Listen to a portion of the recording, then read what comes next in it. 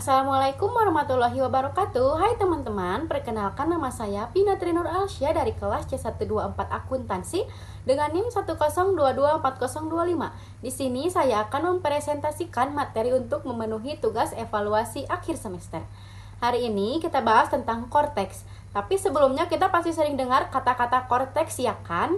Nah, apa itu korteks? Korteks itu bukan obat ya, tapi korteks adalah sistem administrasi digital dari DJP, yaitu Direktorat Jenderal Pajak, yang dirancang untuk memudahkan semua proses perpajakan.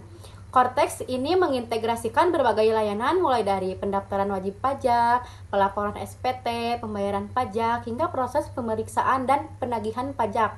Intinya, korteks bikin semua proses perpajakan jadi lebih simpel, efisien, dan terpusat dalam satu sistem. Nah, di slide ini kita bisa lihat berbagai layanan perpajakan lama yang dulunya terpisah-pisah seperti e-faktur, e-filing, e-form, e-billing, PBK yaitu pemindah bukuan, BUFOT, dan PHTB yaitu pajak hadiah dan transfer bangunan, dan lainnya.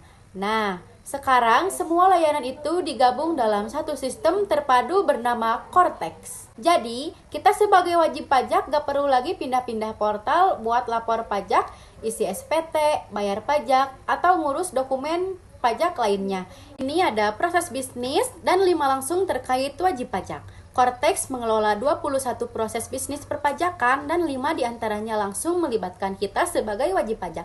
Nah, apa aja sih? Yang pertama ada registrasi wajib pajak, yaitu daftar NPWP secara online lebih cepat dan efisien. Yang kedua ada pelaporan SPT, yaitu SPT tahunan dan SPT masa, semua bisa dilaporin langsung di korteks. Yang ketiga ada pembayaran pajak, yaitu bayar pajak langsung lewat sistem, gak ribet lagi pakai bukti transfer manual. Yang keempat ada manajemen data wajib pajak, yaitu update info wajib pajak jadi lebih transparan dan bisa dicek statusnya.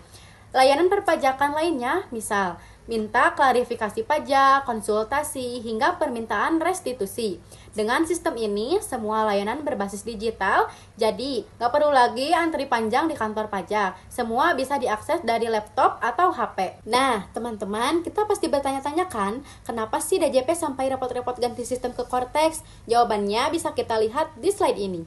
Ada 3 alasan utama kenapa Indonesia mulai beralih ke korteks, yaitu yang pertama ada perancangan ulang proses bisnis, yang di dalamnya yaitu sistem perpajakan lama tuh udah terlalu banyak sistem terpisah-pisah.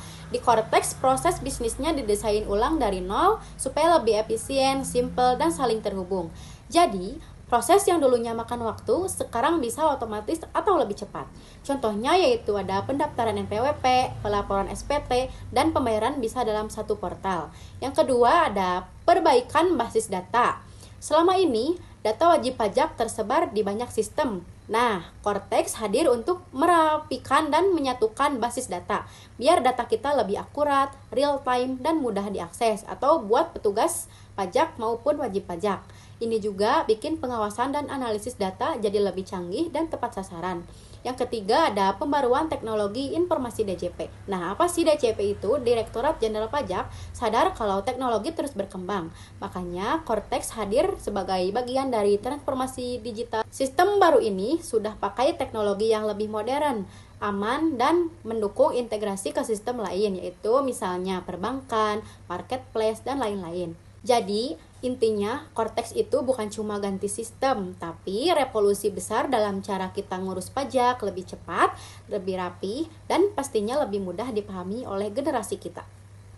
Kesimpulannya yaitu singkat saja, kalau dulu urusan pajak bikin ribet, sekarang korteks bantu semua jadi simple.